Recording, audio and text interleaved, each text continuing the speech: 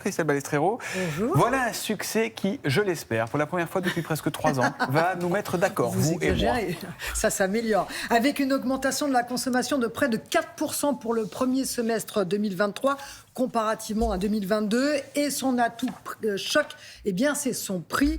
Même si son prix a augmenté d'environ 30% en 2 ans, l'œuf reste un aliment très accessible. Une boîte de 6 œufs élevé en plein air, c'est environ 2 €, soit 33 centimes d'euros l'œuf, donc c'est raisonnable. À ceci, vous ajoutez un impact environnemental bien plus raisonnable, évidemment, que celui de la viande. Oui, mais la viande apporte des protéines. Est-ce qu'on peut comparer vraiment l'œuf et la viande? Alors, on peut comparer, mais sachez que de tous les aliments que vous trouvez dans votre assiette, eh bien, c'est l'œuf qui a la meilleure qualité de protéines, parce qu'on retrouve dans l'œuf tous les acides aminés. Les acides aminés, ce sont des molécules qui constituent les protéines. Eh bien, là, vous avez l'ensemble des acides aminés, et des acides aminés, ça c'est rare.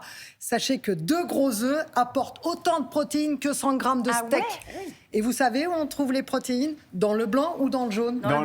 Au milieu, entre les deux, vraiment, à la jointure. Alors, dans le blanc et dans le jaune, mais il faut savoir que les protéines du blanc, il faut faire cuire le blanc parce que sinon elles ne sont pas digestes. En revanche, que les protéines qui sont dans le jaune, il ne faut pas trop faire cuire le jaune parce que là, ces protéines sont moins digestes. Okay. Voilà. Ah d'accord, il ne faut pas trop faire cuire l'œuf. Non. Bon, la question qui Surtout fâche, le c'est que jaune. moi, j'ai toujours entendu dire que l'œuf, ça filait du cholestérol. Eh bien, ça, c'est une idée fausse, parce qu'effectivement, il y a du cholestérol dans l'œuf, mais sachez que le cholestérol qui est compris dans les aliments, c'est pas celui qui va avoir un impact sur votre taux de mauvais cholestérol. En fait, ce sont les mauvais aliments, charcuterie, les aliments transformés, les graisses trans. Ce sont ces aliments qui vont faire monter votre taux de cholestérol. L'œuf, non.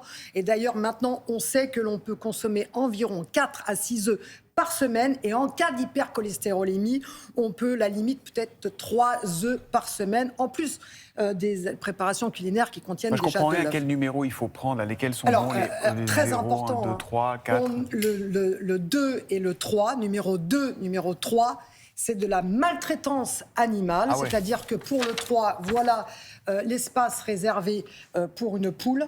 Il y a environ 16 poules par mètre carré, donc ça, c'est l'espace réservé pour une poule qui vit en cage et dans un environnement complètement fermé. Vous choisissez des codes 0 pour le bio ou 1 élevé en plein air, c'est très important.